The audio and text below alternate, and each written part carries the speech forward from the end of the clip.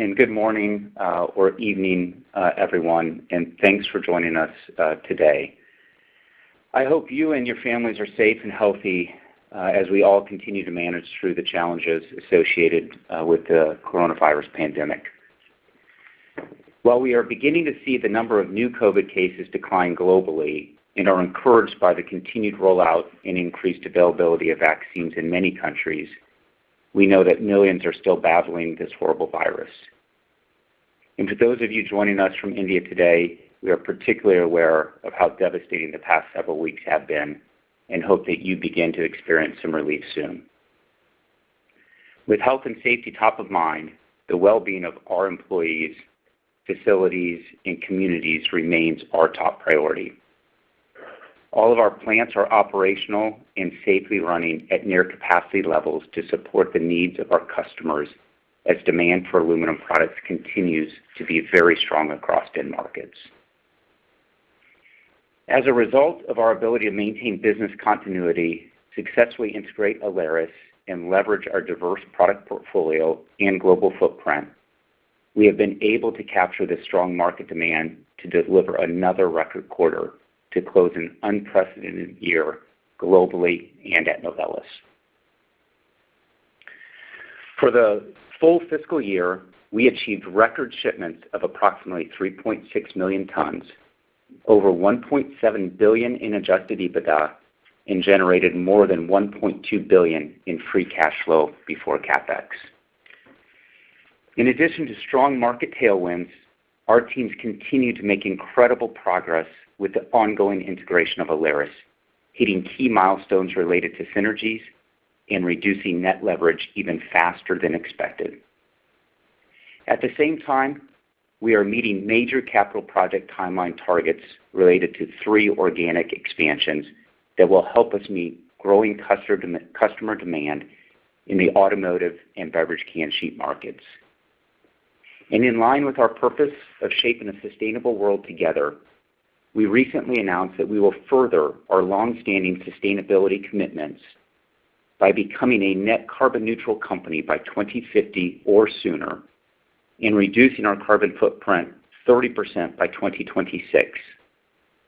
We also committed to becoming a fully circular business, along with a more diverse, inclusive, and safe workplace. Moving to slide 4. As you can see on the quarterly shipment and adjusted EBITDA trend charts, a significant driver of growth in fiscal 2021 is undoubtedly a result of our successful acquisition and ongoing integration of Analysts. Since the completion of the Analysts acquisition in April 2020, Novelis has been working to integrate the business and is already realizing the benefits of the acquisition, in many cases earlier and greater than we even expected. The strategic rationale of the transaction remains firmly in place, including diversification of our portfolio with entry into the high value-added aerospace end market and the high recycled content North American building and construction business. In fiscal 2021, Analysts contributed $200 million to Novelis' total reported adjusted EBITDA. But that contribution is expected to be even greater once we return to pre-pandemic demand and are able to further drive operational efficiencies to unlock additional capacity, improve recovery, and uptime. Our teams continue to deliver against ambitious synergy targets as well. Not only have we uncovered greater synergy opportunities than we expected, we are achieving them even faster. In fiscal 2021, we have already achieved $79 million in run rate combination synergy savings. We estimate we can achieve an additional $65 million in transformational synergies by integrating our business in China. This is a result of creating efficiencies with scrap consumption and cost savings from the elimination of import duties, as well as significantly reduced transportation costs. In addition, this releases capacity in our Korean rolling mills, providing the ability to capture new market opportunities. The engineering and land study associated with a cold mill investment in China is nearly complete. We aim to begin construction in a few months and currently estimate the capital expenditures for the projects to be in the range of $325 to $375 million. Turning to slide 5, we also have significant opportunities to grow the business through organic investment, with several announced projects already under construction and further opportunities for growth yet to come. Our teams have made excellent strides in the construction and ramp-up of new capacity despite some early delays resulting from COVID limitations on contractor travel. By the end of fiscal 2021, our newest automotive finishing lines in the U.S. and China both had commissioned and begun to deliver commercial shipments. We now continue to work closely with our customers on material qualification to help meet strong automotive sheet demand. Once fully ramped up, our 200 KT greenfield expansion in Kentucky and 100 KT capacity expansion in Changzhou will increase Novelis' total automotive finishing capacity to approximately 1 million tons globally. This firmly solidifies Novelis' position as the world's largest supplier of automotive aluminum sheet. Meanwhile, our capacity expansion in Brazil to support strong demand for aluminum beverage cans also continues to progress extremely well. Installation of the new 100 KT recycling and casting line is expected to be finished in the first quarter of this fiscal year. Work also continues to make hot and cold mill rolling upgrades that will allow an increase in finished goods capacity of 100 KT by the end of this fiscal year. Turning to slide 6. In addition to investing in new capacity and capabilities, we also remain focused on getting the most out of our existing assets.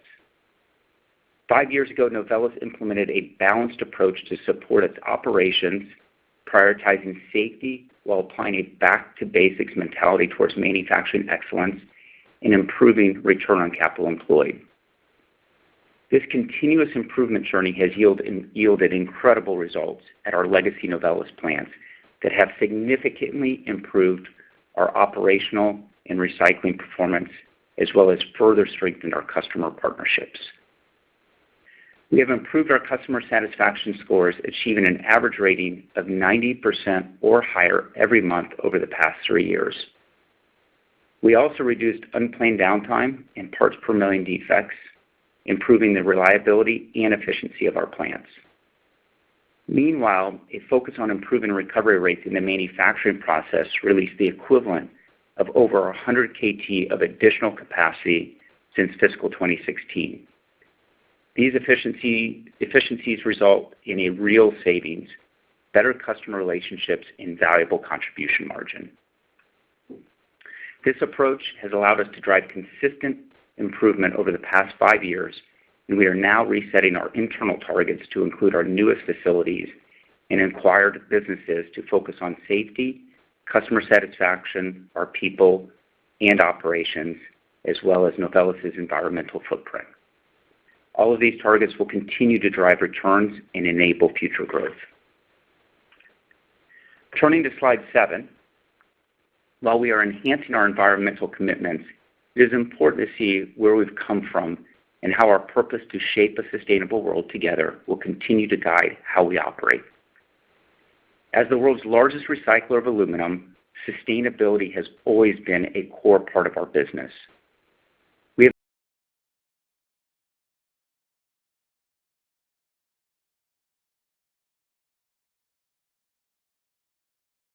have achieved decades of success through the long-term partnerships we have established with our customers. Since our baseline averages of fiscal 07 to 09, Novelis has achieved a 31% reduction in greenhouse gas emissions, 26% reduction in water intensity, a 40% reduction in waste to landfill, and a 25% reduction in energy intensity. Recycling and the use of recycled content will continue to be the cornerstone of our sustainability journey. Recycling aluminum requires approximately 95% less energy and therefore produces roughly 95% fewer greenhouse gas emissions than primary aluminum. Over the past 10 years, Novelis has developed more and more recycled-friendly alloys and has more than doubled its recycled content inputs, achieving 61% in fiscal 21. As a next critical step in our journey, we are making new commitments to achieve a low carbon footprint, as shown on slide 8. The cornerstone of this ambition is to achieve net carbon neutrality by 2050 or sooner, and reduce our carbon footprint by 30% by 2026. These are ambitious targets that we can achieve by working together to unlock more value and opportunity, not only for our customers and our company, but for the industry and society. We have set a number of new 2026 operational goals that will help us meet our ambition, including a 10% reduction in energy use, a 10% reduction in water use, and a 20% reduction in waste to landfill.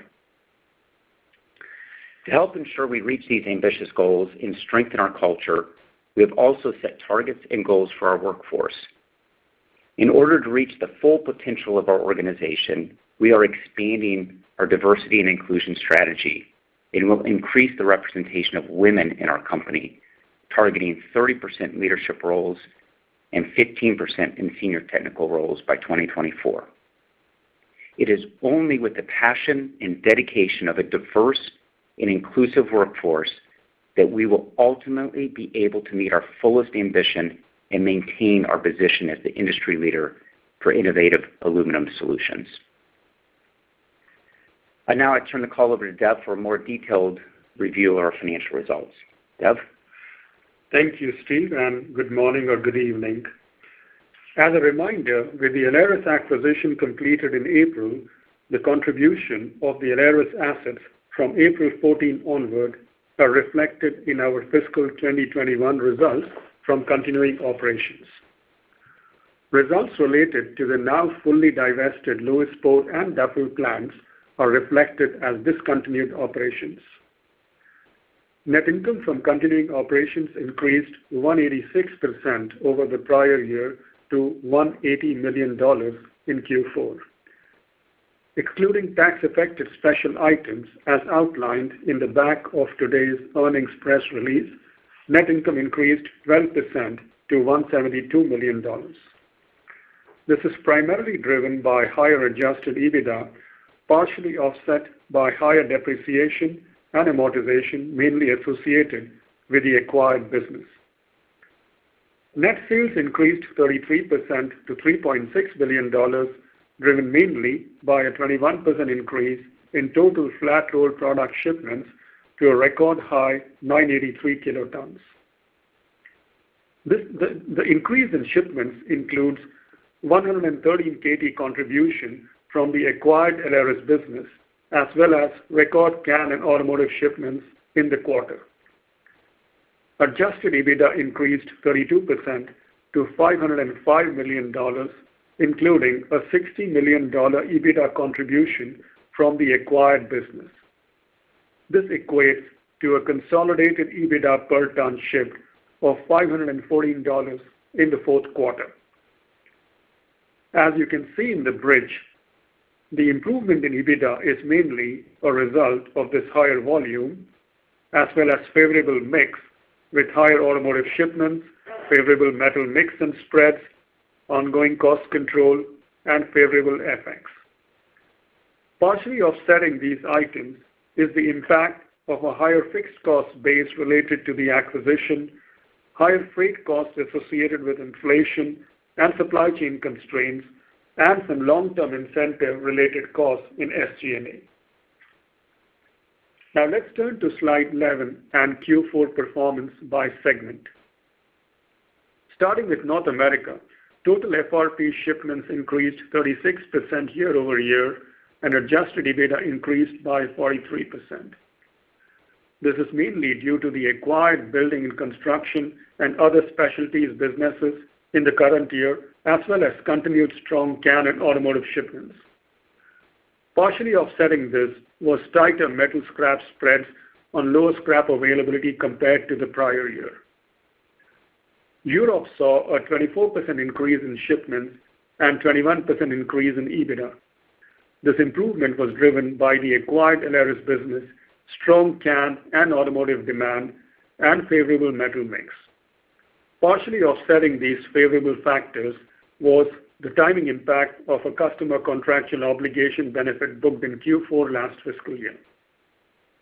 Turning to slide 12, Asia shipments grew 9% and EBITDA 39% in Q4. This is primarily due to record automotive shipments driving volume and mix benefits. The increase in EBITDA is also due to the contribution from the acquired aerospace and commercial plate business, favorable metal costs, and favorable foreign exchange impacts, partially offset by higher freight costs due to supply chain constraints. Lastly, South America shipments grew 8% and EBITDA was up 18% based on strong market demand for beverage can sheet, supported by record production levels at our Pinda plant in Brazil, as well as favorable metal costs. These factors are partially offset by lower can pricing due mainly to prior year deflationary cost pass-through. Turning to highlights for the full fiscal year on slide 13, net income from continuing operations increased 9% over the prior year to $458 million. Excluding special items, net income was down 5% to $561 million, driven mainly by the impact of the pandemic on Q1 profitability. Net sales increased 9% to $12.3 billion, driven mainly by a 10% increase in shipments to 3.6 million tons. Fiscal 2021 adjusted EBITDA increased 16% to $1.7 billion, including a $200 million net contribution from the acquired Analysts business. In the EBITDA bridge, the impact of Analysts is evident in the higher volume and higher operating and SG&A costs. The decline in price and mix mainly reflects the impact of automotive OEM shutdowns during the pandemic in fiscal Q1. Meanwhile, disciplined cost control, combination synergy cost savings, and favorable FX also contributed to EBITDA growth year over year. Now let's turn to free cash flow on slide 14. We achieved record free cash flow generation from continuing operations of $740 million, nearly double the $384 million reported in the prior year. This is a result of record full-year EBITDA and prudent capital spending. And with strong cash generation, we achieved a significant improvement in net leverage. When we closed the Analysts acquisition in Q1, net debt to adjusted EBITDA stood at 3.8 times, and we committed to getting back below 3x within 2 years. Strong operational performance, robust demand, and good capital management allowed us to achieve this milestone a full year early, ending fiscal 2021 at 2.9 times. We also continue to maintain ample liquidity levels, ending the year with $2.2 billion.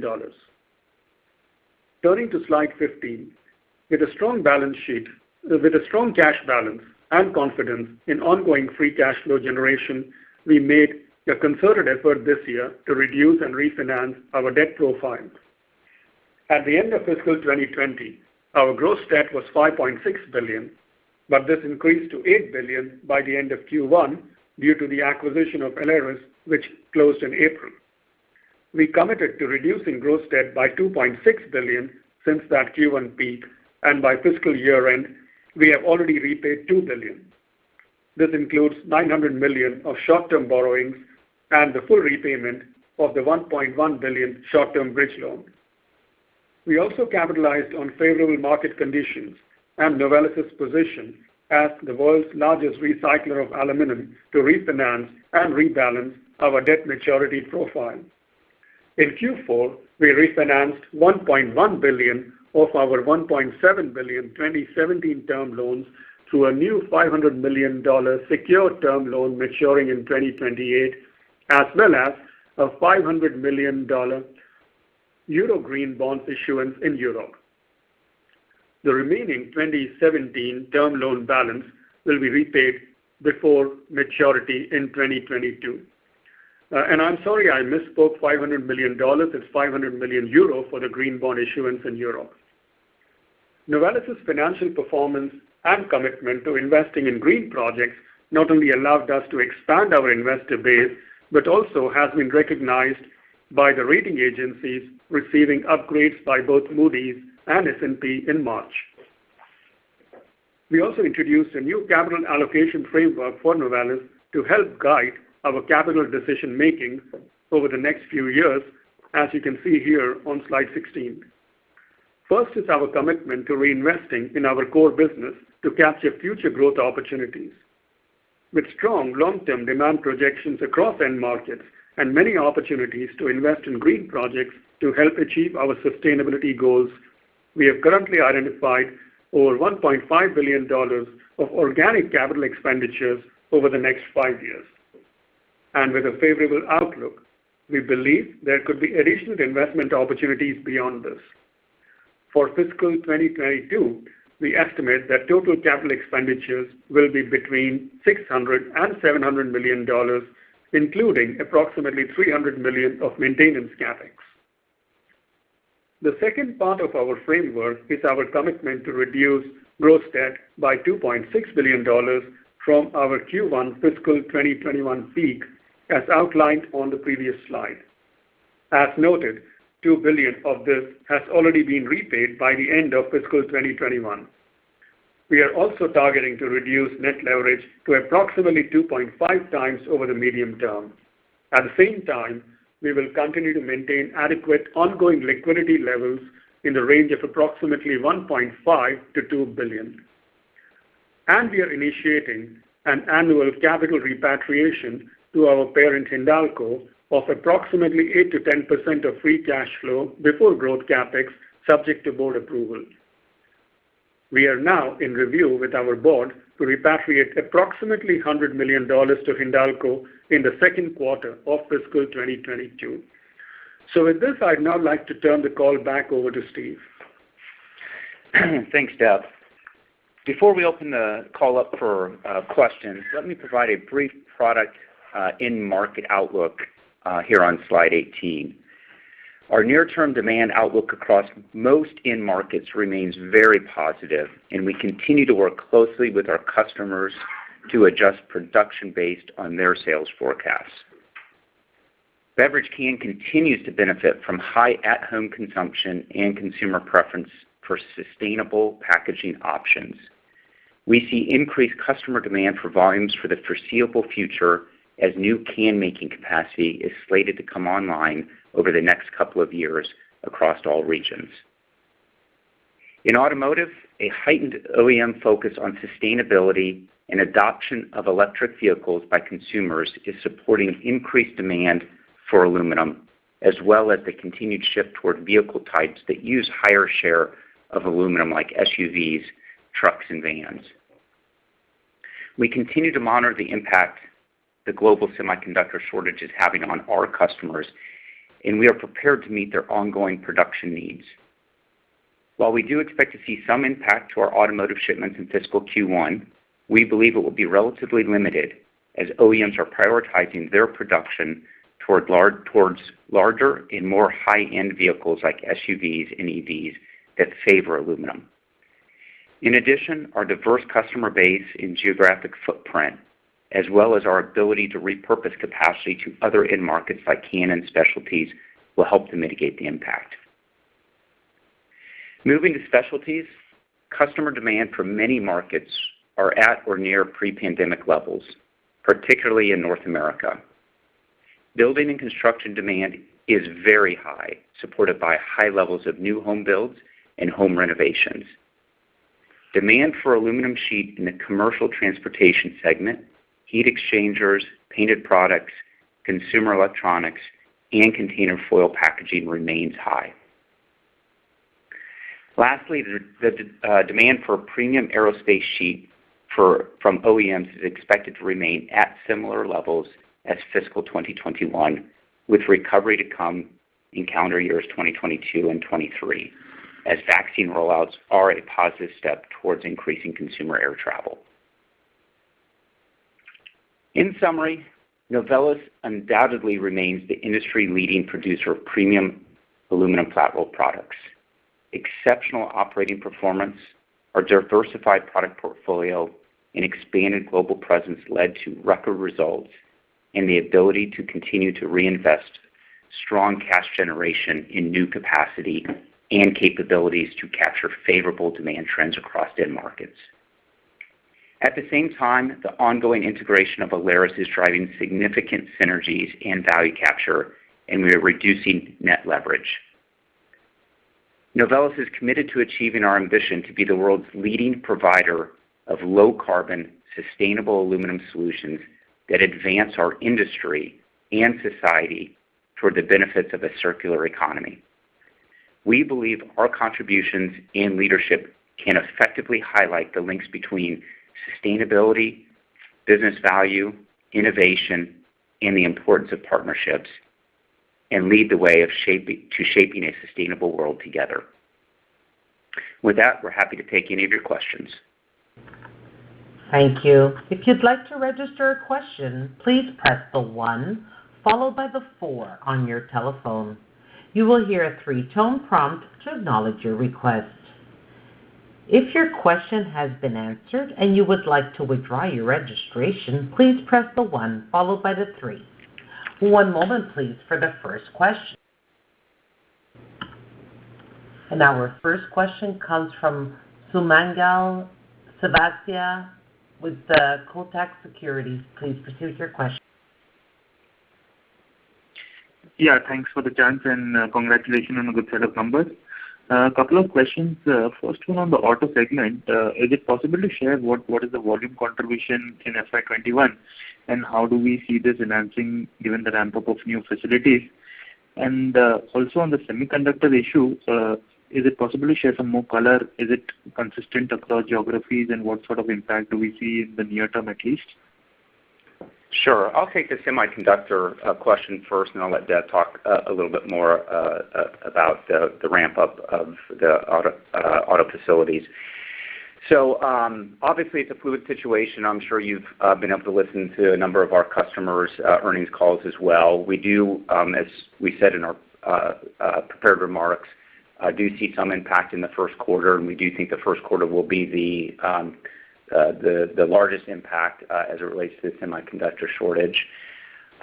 Again, the models that aluminum is on, you can't look at it as a pure build rate because we've talked to our customers and understand that they will favor the vehicles of which aluminum is more significantly on, trucks, SUVs, electric vehicles, and so forth. So we think the mix even inside of auto continues to favor aluminum in this shortage area. We do also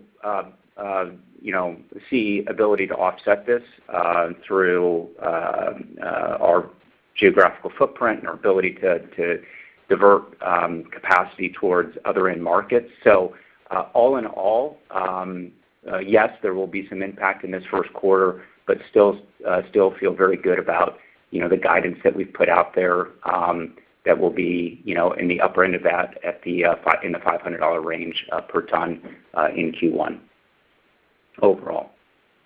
Dev, you want to talk a little bit more about auto ramp up? Yes, Sumangal. So I think your first question was regarding the share of auto, and the share of auto overall in volume terms has been 16% for fiscal year 21, and you have to keep in mind that the first quarter was very sharply impacted by the pandemic, with shipments dropping very significantly. But if you think about the fourth quarter, we are at 19%. Having said that, I should quickly add that I think that we have to slowly start coming off the thing about percentage of auto to the overall portfolio because the portfolio is undergoing a shift. All parts of the portfolio are growing. And so, looking at auto as a percentage of the portfolio becomes less meaningful versus just looking at the ramp up of auto. And we are going to go to 1 million tons of capacity with the expansion of 300 KT. And the ramp-ups are going very well. To just address the other part of your question, as far as Guthrie is concerned, we are shipping in this quarter. Commercial shipments are already on from this current quarter of fiscal 22. As far as China is concerned, the ramp-up is, the commissioning is on track. Qualifications are happening very expeditiously, and we will start shipping towards the end of Q2. So everything is on track and is looking very good, both from a demand point of view as well as from the point of view of commissioning of the facilities. Understand. That's helpful. Second question on the scrap spreads. So what we understand is it's of late been increasing again given the improved collection and also higher aluminum prices. Is it possible to confirm that? And also, if you can just explain on thumb rule basis how these improved spreads flow into our EBITDA, that would be very helpful. Yes, Sumangal. So fortunately, we are seeing good conditions coming back as far as easing of spreads is concerned. The January-March quarter, unfortunately, particularly in North America, wasn't the greatest of quarters. But in this quarter, we are seeing things actually coming back pretty well for two reasons. One is that in North America, the availability and in general, the overall spread conditions have improved. Spreads have widened, so we are very pleased about that. Overall, higher metal prices are helping as well. You know very well that metal prices are running at record highs. So overall, we feel very good about the spreads right now. Now, the only thing that we just need to kind of keep watching out for is sporadic logistical issues. I mean, the global supply chain is in a bit of a turmoil, and we do have cases where there's a supply constraint because of all logistical issues around global supply chains, and that is sporadic, to be clear. But the overall conditions are returning to very positive, and we feel good about it. Okay, and just one last, if I may. So it's been now almost 3 quarters we've been clocking more than $500 per ton margin. And given all the tailwinds we discussed in terms of scrap and auto volume ramp up, any thoughts on your old guidance of $480 to $500 kind of a sustainable margin? Is there a case of an upward revision there now? Yeah, Sumangal. So it's actually 2 quarters of more than 500. Secondly, we feel good. We feel good that the $500 and around that is a sustainable EBITDA per ton. We would have been even more positive had it not been for this semiconductors issue. But having said that, we think that this quarter is well on track to continue the trend, and even beyond that, unless something very disruptive happens, we feel good about the $500 and thereabouts plus EBITDA per ton. Got it. Thank you so much, and all the best. Thank you. Thank you. Our next question comes from Matthew Fields with Bank of America. Please proceed with your question. Hey, Steve. Hey, Dev, Megan. Congratulations on a great year. A lot accomplished in some tough circumstances. Steve, you mentioned some market share gains in your prepared remarks. I was maybe hoping you could talk about some specific markets or products or platforms where Novelis kind of won market share and kind of, how that was accomplished, and if you can kind of repeat that in fiscal 22. Yeah, so, we feel really good about the market conditions out there. As I said in the prepared remarks, we see continued penetration of aluminum in automobiles for lightweighting, for fuel efficiency, for sustainability trends that we've been highlighting over the last couple of quarters. Same with our beverage can business in that both from a pandemic situational standpoint of a lot more take home, but truly continued trends on conversion and movement towards what we believe is the most sustainable package in aluminum. And we think those trends are here to stay, and feel confident over the next several years that we will have more opportunity to continue as an industry to gain share from steel and plastics driven by these trends that we've been talking about. So, I don't know that from a market share standpoint that we're taking more market share by any means in this. I think the industry as a whole is growing due to these trends, and as a leader, we want to obviously play a big role in that, and will play a big role in that over the next several years. And in the building and the specialties markets, a lot of that's being driven by building and construction in North America, which we talked about being at very high levels right now with new home construction and home renovations, and we see that continuing certainly through this fiscal year, and then the other trends that we've seen in our specialty business is good. Aerospace is the one that is going to take some time. This year, I think, is going to look a lot like last year from a shipment standpoint, maybe a little bit of recovery. And then we believe with the trends that we're starting to see with travel, various data points that are coming out, vaccines rolling out throughout this year and early next, that we would start to see some recovery in that business in 22 and 23, and probably getting back to pre-pandemic levels closer to 24. Okay, that's helpful. So more like you're not talking about market share gains over your fellow aluminum peers. You're talking about kind of aluminum gains over other materials. Yes, for the most part. Yeah. Okay. On the $1.5 billion of 5 years of growth capex, we know some big chunks that are in there. The cold mill in China, I think that's about $350. The auto line at Changzhou, remaining spend at Guthrie, and the Brazil expansions. Any other kind of big chunks of capex in that $1.5 billion that you can kind of tell us about? Yes, Matthew, I can take this. So we are really looking at a lot of debottlenecking opportunities to unlock capacity. That we have laid out plans to go from a current capacity of 4 million or pre-acquisition capacity of 3.4 to really go towards 4.5. Now, that includes the China 200 KD, but beyond that, there are debottlenecking opportunities, and examples are, debottlenecking hot mill capacity in North America, where we are hot mill constrained, debottlenecking some cold mill capacity in Europe, where we are cold mill constrained.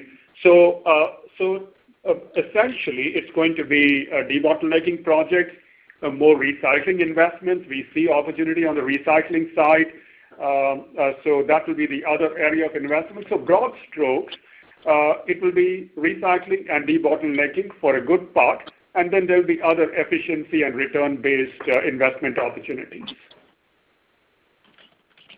Okay, that's helpful. Thank you. And then on the balance sheet, you said $2.6 billion debt pay down target. You've done $2 billion already. If my math is correct, that leaves $600 million to go.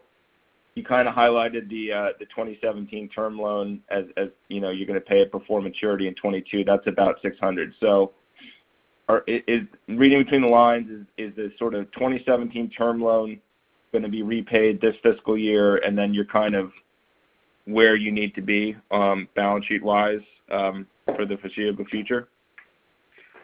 That's accurate.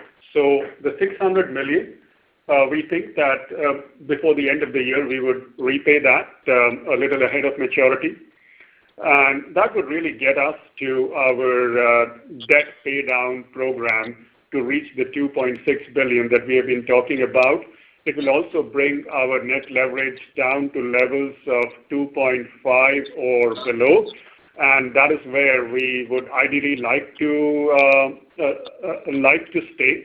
So really, from a balance sheet perspective, we are almost getting there in terms of where our target is. Okay, great. That's helpful. And then last for me, obviously your balance sheet's in a will be in a great place post the Alaris acquisition, digestion, and divestitures. You've got some capital allocation with the dividends going forward. You've got some CapEx going forward. On the M&A front, is this a back burner thing now? Are you still looking for M&A opportunities? And kind of what else can you do, I guess, outside of automotive, where it seems like you're running up against market share concerns? Yeah, Matt. M&A is on the back burners from any significant M&A transactions. Obviously, from an antitrust standpoint, we ran into that in the Alaris transaction, and see too many organic opportunities in front of us, whether it be for further growth in auto, for further growth in even beverage can. So we'll be focused mainly on organic expansion over the next several years. Any M&A that we do will only be a very, very small kind of bolt-on adjacency type transactions, only to help with the continued ability for aluminum to penetrate versus other materials. So nothing of any size as it relates to M&A at this point in time. Okay, great. That's very helpful. Thanks again, and good luck this year. Thanks, Matt. Thanks, Matt. Our next question comes from the line of Pinakan Parekh with J.P. Morgan. Please proceed with your question. Yeah, thank you very much, gentlemen. My first question is, if I look at the broad guidance, the $0.6 billion of debt reduction and the capex number of roughly $600 to $700 million implies effectively gross free cash flow before capex of around $1.3 billion. And in FY21, it was not materially different. So just trying to understand, are we expecting a very large working capital build this year in F22? So, Pinakan, if there's one thing we would watch for on the cash flow, it's really the impact of metal prices. And, we have always been saying that for every $100 increase in metal prices, there is an impact of $60 million. So bottom line, to your point, if metal prices had stayed at generally the levels that we saw for the most part of 21 or even higher, we would be directionally much more positive as compared to FY21. But with the metal prices going the way they are, we are just watching that cautiously. On a like-to-like basis, our free cash flow will have a positive growth, as you can imagine. But we will see where metal prices take us. I don't know whether I'm addressing your question. No, it's helpful. My second question is slightly more medium term. Over the last few years, LME aluminum prices have been in a broad down cycle and have very rarely sustained above $2,200 a ton. Right now, LME is at $2,500 a ton. There is a lot of talk about China and the shutdowns they could do, and there is a lot of talk about the new aluminum super cycle possibly having started, or at least prices not pulling back materially. Now, for a business like Novelis, which does work on essentially a pass-through basis, if we have LME aluminum prices sustaining above $2,500, even moving higher, how does it impact business? We understand cash flows, we understand working capital, but beyond that, do certain segments get hit? Does the profitability get impacted in any way? How should we look at it, the profitability of the business in a higher LME environment? Yeah, Pinakan, this is Steve. You're absolutely right. As our model is a pass-through of our base metal costs onto our customers, which then compete for the in-market consumers. I think as you think about it and think about the cycle of commodity increases or inflation, as I've said before on the call, we're competing against plastics, we're competing against steel and other materials that are also seeing significant increases in prices as well.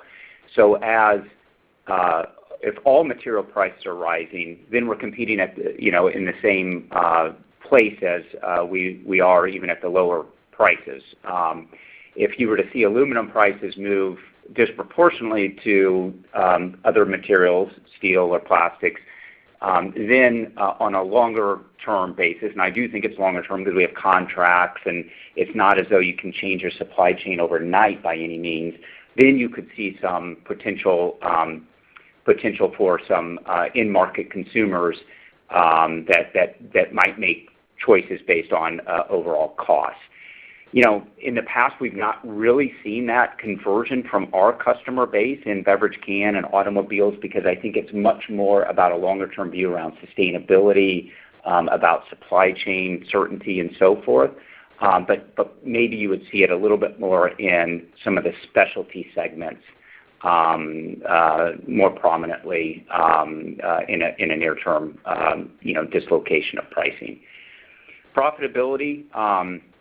Again, we're passing through, and so really the thing to watch there is only how spreads contract and expand as it relates to the overall metal price itself. But we try to pass through metal as much as possible. Understood. This is very helpful. Thank you very much. Thanks. Our next question comes from Carl Blunden with Goldman Sachs. Please proceed with your question. Hi, good morning, and congrats on another strong quarter. Really good performance. Thank you. I just wanted to build on the prior question and had a couple questions on the balance sheet. On the prior question, we've had a really strong run-up in the price of steel, for example. And there has been a change in that market. It's more consolidated, particularly in North America. So I think there are some views out there that steel prices could stay higher for longer. Is that topic coming up with customers at all in the value prop of aluminum versus steel, where this could actually shift things in favor of aluminum and more penetration? Yeah, not in this is run up has occurred in the last quarter or two. Again, our contracts are very long dated contracts. I think a switch to aluminum for our customers is a much more strategic choice, or to other materials would be a much more strategic choice. So it's not something that they're going to react to overnight by any means. So this isn't a conversation at the customer level at this point in time. Again, I think you got to think about it over a longer period of time. And again, dislocation between the two materials that are competing. Could that come into play? Of course, over longer periods of time. But again, I think the sustainability agenda, the low carbon footprint of aluminum, what we can provide from ability to lightweight and continue to have the same strength properties, all this comes into play versus just a pure price. So it's not as simple as running a model that they're converting based on a differential between two material prices. These are much more strategic choices with our customer base. Got you. Just on that topic, with regard to ESG, a lot of progress. You even have the green bonds out now. When you benchmark yourself, I'd be interested, what's the peer group that you're specifically benchmarking the company to? Is it to the downstream aluminum peers? Is there a broader benchmarking at the Hindalco level as well? What's driving your actions there? Yeah, I think at multiple levels. Of course, we want to lead from an ESG standpoint inside of the aluminum space, and I think you see some great statistics as a consolidated Hindalco. We are, based on the Dow Jones Sustainability Index, the highest rated aluminum company, and that's important. But I think even more important is how we compete from a carbon footprint and a sustainability standpoint from a story as an industry versus other materials. And that's where we want to, both at the Novelis level and I believe at the Hindalco level, want to lean into that. And so, longer term, the competition is absolutely other materials and not just the aluminum peers. And as a matter of fact, we want to be helpful in the aluminum industry more than anything to bring us all together to really shape the sustainability story for aluminum so that aluminum wins versus other materials. Okay, gotcha. Just quickly on the balance sheet, done a lot of good work. You're almost at your target in terms of gross debt outstanding. You do have some term loans due 25, 28. When you think about your mix between fixed versus floating rate debt, are there thoughts governing how you'd like to optimize your capital structure over the coming quarters, where it looks like we could have some rate volatility, for example, and you do have some callable bonds soon to be callable due 2026. I'm just interested in how you're thinking about the evolution of the cap structure.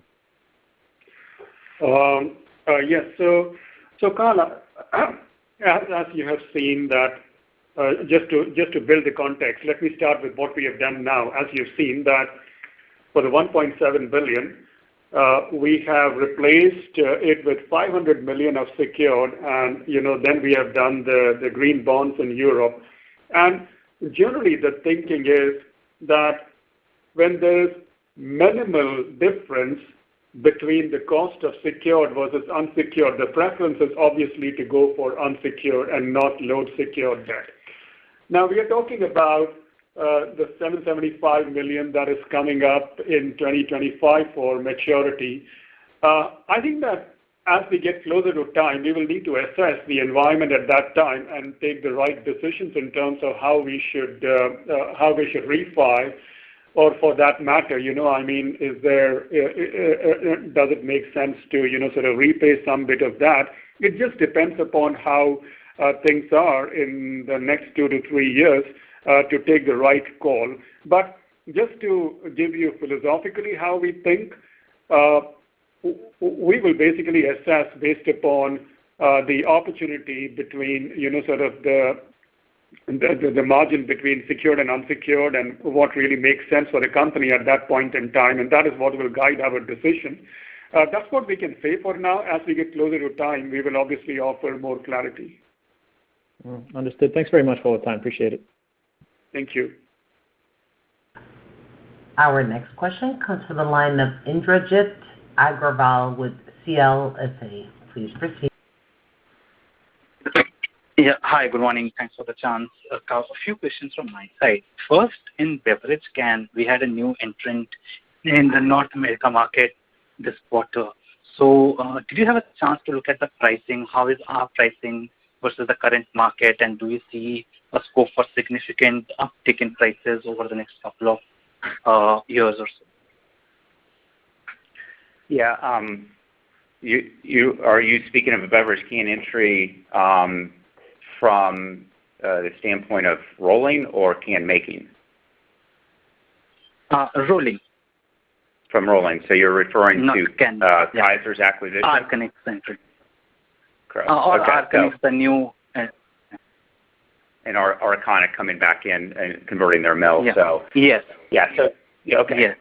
Yeah. So Kaiser's not in essence, it's just a change of ownership, and so no new capacity coming on. Arconic, yes, has announced that they would be entering back into the beverage can market in North America, and the North American marketplace absolutely needs that capacity. Even with that capacity coming back on towards beverage can, we as an industry, can sheet industry, are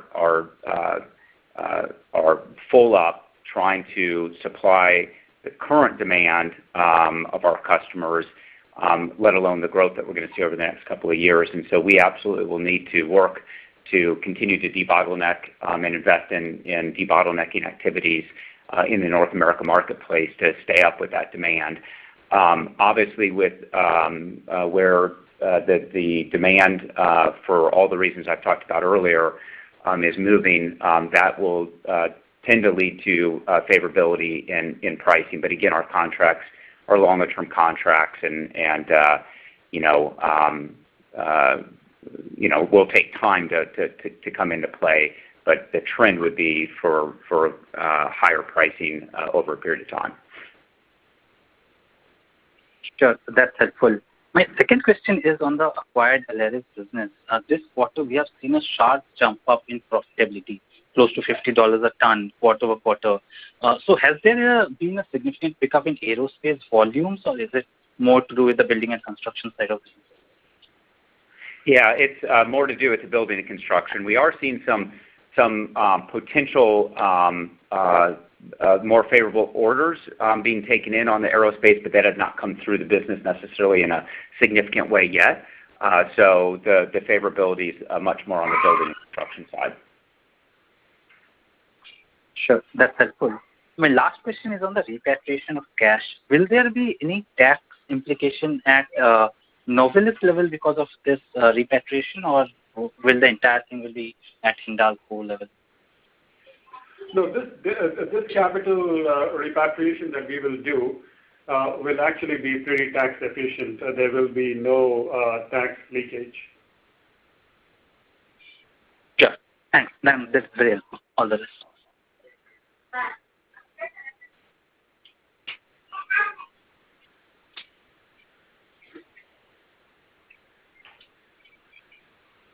I am done with my question. Thank you. Thank you. Thank you. Our next question is from Vishal Shandak with MK Global. Please proceed with your question. Thanks. Just clarification. It's DAM Capital. So, first question, Dave, this is with respect to the Duffel plant divestment. So, I believe we had some pending receivables over there, and there was a case filed. So, if you could just help us with what's the current status of that? Well, we are right now just about in the pre-arbitration stage. The arbitration has not even started. So really not much more to say at this point in time. I think that as there is any kind of movement or progress, we will keep reporting that back. At this point, we don't have much more to report than the fact that we are still at pre-arbitration stage. Okay. You just mentioned that capital repatriation to Hindalco would be in a very, very tax efficient manner in which probably definitely Novelis is not going to get taxed, but would there be a tax implication on Hindalco as well, or that would also be kind of taken care of? I think the best thing is to wait for the Hindalco call to answer this question. To the best of my understanding, the only tax implication here will be in the hands of the receiving shareholders. But I would rather defer that question, when you have the opportunity of the Hindalco earnings call. Sure. Given the fact that the cash flows next year, where we are in respect to the metal prices, there would be sufficient cash flow which would be left even after addressing the growth capex as well as your working capital. So would there be a choice to repatriate more in addition to what we have already committed or announced so far? So at this moment, the excess cash should be applied to repay loans over here. So, so let me answer this. So really, we are going to have a clear policy of 8 to 10% of free cash flow before growth capex as the amount that we will repatriate. Beyond that, there is no plan to repatriate anything more. And as far as the strong cash flows are concerned, so there will continue these growth opportunities. What we have told you is that we have identified 1.5 billion of growth capex opportunities in the next couple of years. Having said that, it's not like that's the end of the road. There will be more opportunities for organic investments that will keep coming up. So we want to keep the balance sheet ready to be able to take all those investment opportunities, and that's what the intent is going to be. But if your pointed question is that because we will have strong cash flows, will we repatriate more? No. I mean, we have been very clear that it's going to be about 8 to 10% of free cash flows before growth capex. That's quite helpful. Thank you so much. Thank you. Our next question comes from Amit Dixit with Analysts, Singapore. Please proceed. So I had a couple of questions, mainly on your sustainability targets. So have we hit the peak carbon emission intensity? Because we have targeted that we will reduce by 30% till CY26.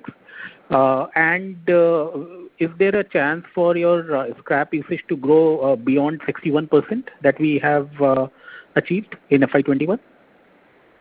Yeah. So on the carbon footprint, we've committed to being a carbon neutral company by 2050 or sooner. But we've also set a near-term goal to really get us into making a very significant progress towards that, which is a 30% reduction by 2026. And we do have a lot of good line of sight towards how to get to the 30% reduction. Obviously, one of the biggest drivers is exactly where you're going, which is higher recycled content, which comes with higher recycle rates, which we'll have to work on in all the jurisdictions that we do business in. And yes, we can get above 61%. Obviously, with the portfolio of rolling growing, it's not as easy to just think about it as a percentage. It's similar like what Devin talked about with auto, because as we're growing rolling capacity to stay up at the 61%, we're already effectively working against a more stringent target. But we can bring in more scrap into the system, and we can get above 61%. We would target somewhere in the mid-60s over the medium term and continue to push from there. Okay. The second question is on beverage can market. Again, you mentioned in your prepared remarks that there are expansions coming up in beverage can market. So do you expect in medium term the margins that we earn will go down, or you expect demand to take care of that? Yeah, our expectation is with the strong demand projections that we're seeing, talking to our customers and seeing due to the trends of consumers looking for more sustainable packaging options, we think this growth is something that's going to occur over the next 5 to 10 years for sure. And with that growth, and as we talked about even in North America, lower ability to stay up with that demand with the supply will come with investment, which obviously will need to come with some price increases. So our overall view on pricing in the beverage can market is for expansion of margin over the next 5 to 10 years, but it won't happen immediately. Great, that's very helpful. The last question is on essentially green bond. So we have refinanced euro 500 million with green bond. So is it possible to share the covenants of that, or whether we would be interested in more such refinancing, green bond refinancing in future? Right. So as far as the conditions of the green bonds are concerned, well, we don't have any major tight covenants, so to say, except for the purpose for which the proceeds of the bonds can be used. And essentially, the proceeds of the bonds have to be used for reducing carbon emissions. To that end, we have already some projects like the Brazilian recycling expansion, or for that matter, the Greensboro expansion here in the U.S., where, a part of the proceeds would get allocated. These are projects which are already under execution. And there will be more. As I said in response to one of the earlier questions, that one of the areas where we will be investing capital is towards adding more recycling capacity. Also, I should have mentioned, it's towards alternative energy. So, we have a small project, kicking off in one of our Italian plants to set up solar cells to produce alternative energy. So, really, it's going to be towards carbon reduction goals, in our case, targeted towards recycling, and also towards alternative energy. And a lot of the projects are identified. Some will get identified in the course of time. Other than that, there are really no major conditions, constraining conditions on the green bonds. Okay. Are there plans to further issue such green bonds in future, or that's it? Not at this moment. not at this moment. I mean, I think that we have pretty much done what we needed to do as far as the balance sheet is concerned. But I would not like to look far beyond, sort of a time frame of the next about 1 to 2 years. So we would never say no, but in the next 1 to 2 years, there's going to be nothing beyond that. Let's see how things go. Okay, great. Thanks and all the best. Thank you. Mr. Fish, I'll turn the call back to you for your closing remarks. Great, thank you. And apologize we couldn't get to everyone's questions today. Please reach out to Megan and follow up with us, but we are on a bit of a tight schedule today. Again, thank you all for the time today. As our financial results and outlook show, the future is, I think, extremely bright for Novelis and aluminum more broadly. And we think we're well positioned to continue serving customers with this infinitely recyclable aluminum solutions and pursue our growth strategies to advance a more circular economy. With the continued strong operational performance and these new sustainability targets and our commitment to a more diverse and inclusive workforce, the year ahead promises to be very enriching for our colleagues, our customers, and our partners. So thank you again, and I hope you all remain safe and healthy. That does conclude the conference call for today. We thank you for your participation and ask that you please disconnect your line.